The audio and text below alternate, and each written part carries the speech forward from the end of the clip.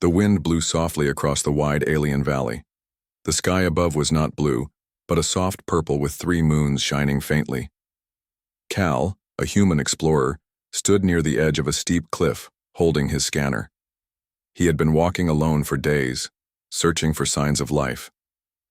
This planet was strange but beautiful, tall red trees, glowing insects, and distant mountains covered with silver mist.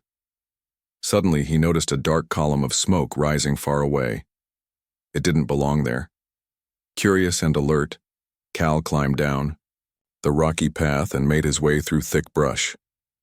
As he got closer, the smell of burning metal filled the air. His heart beat faster. It wasn't a natural fire.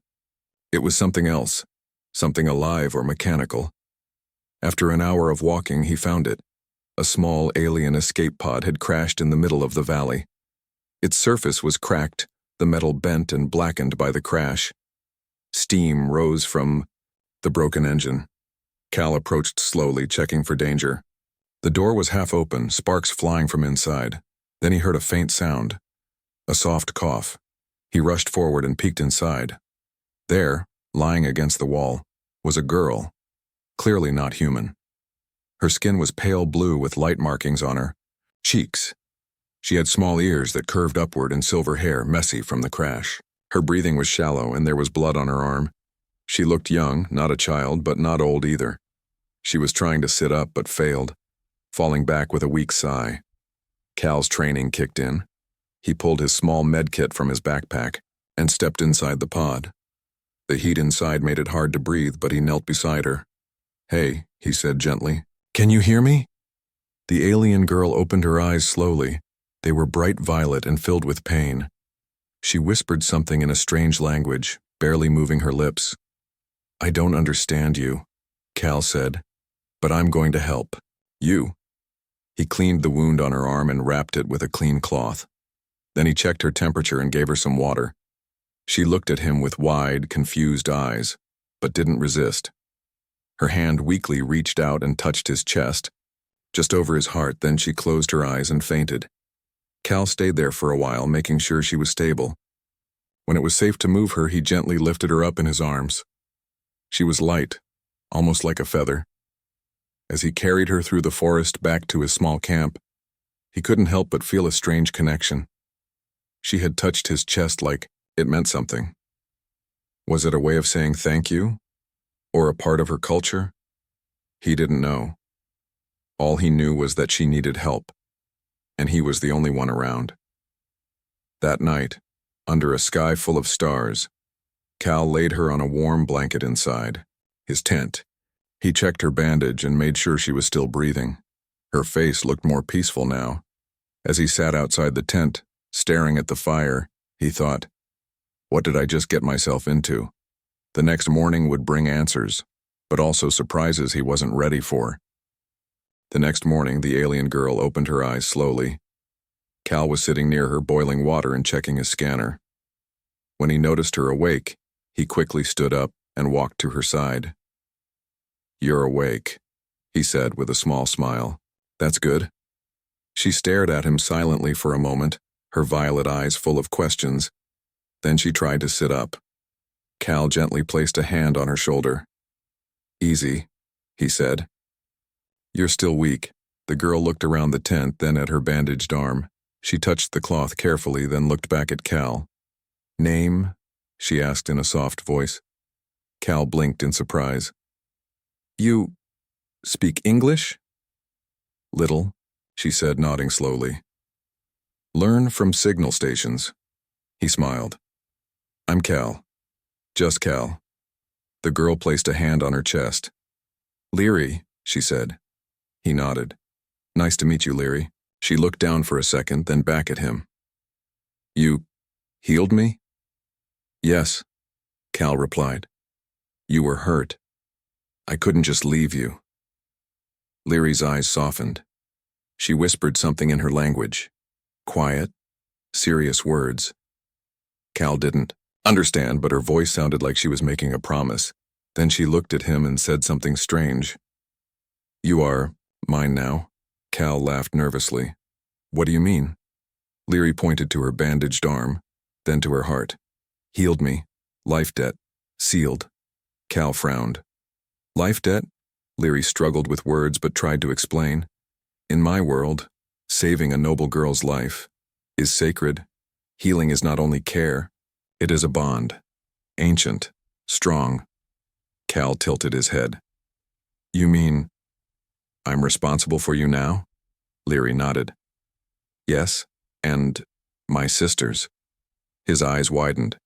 Wait, sisters? Leary closed her eyes and took a slow breath. We were escaping. War. My pod crashed, but my sister's pods, still lost. I sent signal. They will come. And they will know what you did. Cal sat down, trying to process everything. So by healing you, he said, I agreed to some kind of alien tradition? A contract? Yes, Leary said. Heart bond. She didn't look embarrassed or shy.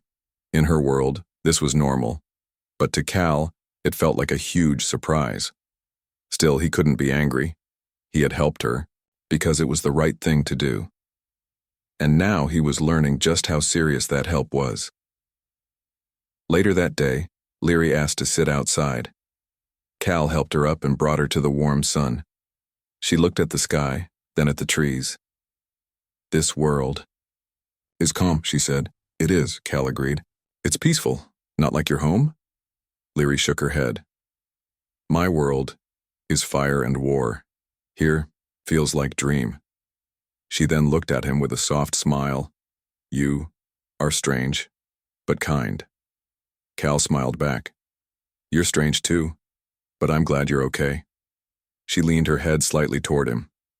We are bonded. You will understand more when my sisters arrive, Cal sighed. I have a feeling my life just got a lot more complicated. Leary's smile widened.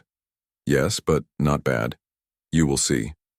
As the sun set and the stars began to appear again, Cal looked up at the sky, wondering who Leary's sisters were and what they would think of him.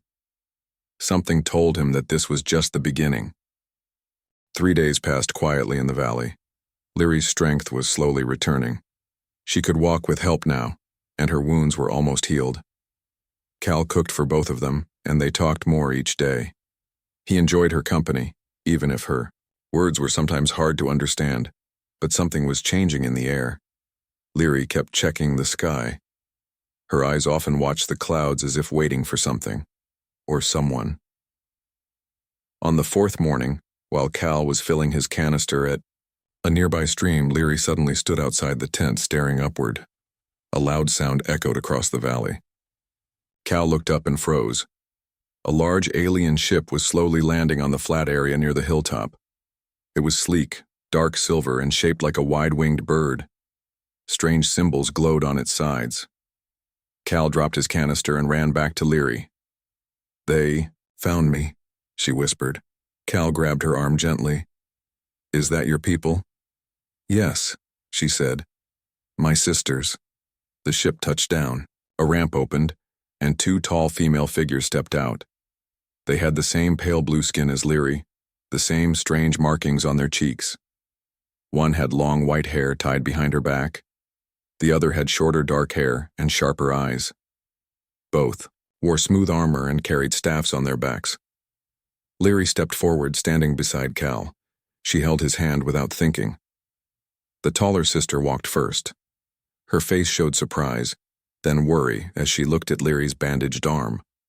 Leary, she called in their native language. You're alive. Leary nodded. Alive because of him.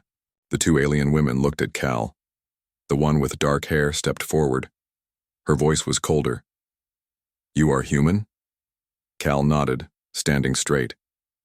Yes, my name is Cal. The taller one studied him. You healed our sister? I found her, injured, Cal said calmly. I helped her survive. The sisters exchanged a look. Then the taller one stepped closer and did something Cal didn't expect. She bowed her head. I am Sira, she said. And this is Neva. You have done something rare, something sacred. Neva didn't bow. She kept staring at Cal with narrowed eyes. Do you even understand what you did? Cal looked at Leary. She told me. Healing her created a bond. Sira nodded. Yes, a heart bond. Stronger than marriage, deeper than blood. Cal looked surprised. You didn't need to mean it, Neva said sharply. You did it with truth and care, that's enough. Sira raised a hand to calm her. Then she looked at Cal again. Because you saved her life, you are now part of her, and her closest bloodline. That includes us. Cal blinked. You mean I'm connected to all three of you? Leary stepped forward, still holding his hand. Yes. You are one with us now. Cal felt his chest tighten. I didn't plan this, Sira gave a small smile. Many bonds are not planned, but they are real. Neva sighed and finally nodded. You are brave, or foolish. But you are hers, and now ours too. Cal didn't know what to say. Everything had changed again. What started as helping an injured girl had turned into something much bigger, something deep, ancient, and powerful. As the sun rose higher, Cal stood with the three sisters. The bond had been made, and now, his journey was no longer his alone. The sisters set up a camp beside Cal's tent. Their alien ship stood quietly nearby, its lights blinking softly in the evening. The valley now felt different, no longer lonely, but full of new energy. Cal sat near the fire with Leary, Sira, and Nieva. They ate a simple meal together. The sisters used their own tools and shared some food from their supplies, which tasted strange but not bad. Leary still stayed close to Cal, like a quiet shadow, always watching him, always smiling softly. Sira finally broke the silence. You must understand what the heart bond means in our world. Cal looked up. I'm trying to, but it's hard. I've never heard of anything like this before. It is very old, Sira said. Before our people had machines, before we traveled the stars, this bond was made between warriors and caretakers. It is more than a promise, it is a law. Nieva added, our clan follows this law even now. If one of us is saved in such a way, especially one of noble blood, then the one who saves becomes part of her core family. Cal blinked. But I'm not one of your people. You are now, Sira said gently. By the law of the bond, your care for Leary was not an accident. It was a sign of your spirit.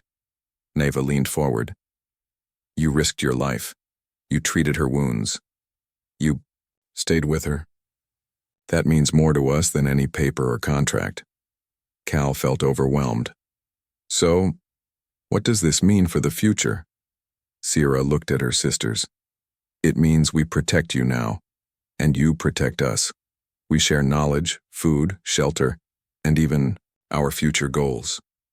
Leary touched his arm. We are one group now, one heart. Cal sighed. Back on Earth, people don't make decisions like this so quickly. You are not on Earth, Neva said with a slight smirk. You are in our world, and you have already been accepted. Later that night, Cal walked alone under the stars. His mind was full. He had never expected this. He had simply helped someone in need. But now, he was bound to three powerful, alien women, and their culture accepted him fully.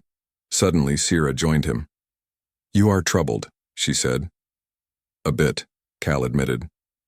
It's a lot to understand. Sira nodded. You are strong. We see it.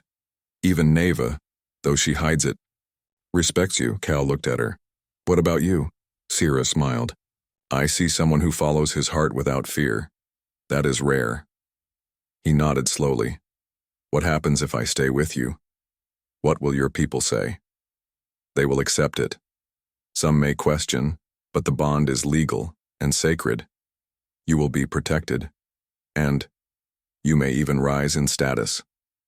Status? He asked. Yes, she replied. You are not just bonded to one of us, you are bonded to three. That has never happened before. Cal raised an eyebrow. Never? Never, Sierra said proudly. And that makes you very special. As they walked back to camp, Cal felt the weight of this new life on his shoulders. He didn't ask for this, but now he couldn't ignore it. 3 alien women, each strong in their own way, were tied to him. And whether he was ready or not, they had already accepted him as one of their own. The quiet peace of the valley was shattered one afternoon. Cal was gathering firewood when the sky suddenly darkened. A low rumble came from above, and shadows moved fast against the purple sky. Leary looked up sharply. They are coming. Cal dropped the wood and ran back to camp. The sisters stood together, their faces hard and serious. Who? Cal asked, breathless. Rivals, Sierra said. Enemies of our clan. They have hunted us for years. Niva pulled her staff from her. Back. They want to capture Leary, or worse. Cal felt his heart beat faster. How many? More than we can fight alone, Leary said quietly. They have ships. Suddenly, several dark shapes appeared far above the mountains. Alien fighters, sleek and fast, flew toward the valley. The sisters moved quickly, preparing defenses. Cal stood beside them, unsure what to do. I want to help, he said. Sierra looked at him sharply. You are not trained. Cal shook his head. I may not be a warrior, but I know how to think. Neva nodded. Very well. You will help with traps. The sisters showed Cal how to set simple but clever traps using vines, rocks, and old human technology Cal had brought with him. They worked quickly, covering the valley paths. When the enemy ships landed near the forest edge, the battle began. Cal's traps worked better than expected. Some fighters fell into pits or were caught by nets. The sisters fought fiercely, their staffs glowing with energy as they moved with skill and power. Cal stayed near the camp, ready to help any injured. When one enemy soldier slipped past the guards and moved toward the tent, Cal surprised him with a hidden device that sent a loud shock. The soldier fell back, stunned. Leary rushed over. Good work, human. The fight lasted for hours. The rival, aliens, underestimated the sisters and Cal's quick thinking. Eventually, the enemy retreated, leaving behind broken ships and scattered soldiers. When the dust settled, the sisters gathered around Cal. You surprised us, Sierra said with a proud smile. You fought like one of us. Neva nodded. No other species has ever stood beside us like that. Most would run. Cal felt tired but proud. I only did what I had to. You are my family now. Leary placed her hand on his arm. You are more than family. You are legend. Cal laughed softly. Legend? That sounds too big for me. Sierra shook her head. To us, you are special. Your courage shows a spirit we have never seen in others. As night fell, the sisters cleaned their wounds and tended to Cal's scratches. They sat around the fire, tired but happy. Cal looked at the 3 alien women. He thought about the long road ahead, full of dangers and surprises. But he also knew one thing clearly: no matter what happened, he would stand with them. They had become his family in a world far from Earth. Days passed after the battle. The valley returned to its peaceful rhythm, but the sisters and Cal knew danger was not gone forever. They prepared for what might come next. One evening, as the sun set behind the mountains, Sierra gathered everyone near the ship. Her face was serious. Cal, she said, it is time for you to choose. Cal looked at her, confused. Choose? About what? We can take you back to Earth, Neva explained, stepping forward. But that will end the bond. Cal shook his head quickly. I don't want to lose you all. Sierra smiled softly. Then you must come with us to our homeworld. The bond will grow stronger there. You will learn more about our people and the true meaning of the heart bond. Leary held Cal's hand tightly. We will be together. Cal looked at the 3 sisters. They had become his strange, unexpected family.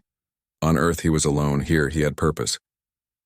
I will go with you, he said quietly. I want to understand your world and be part of your life."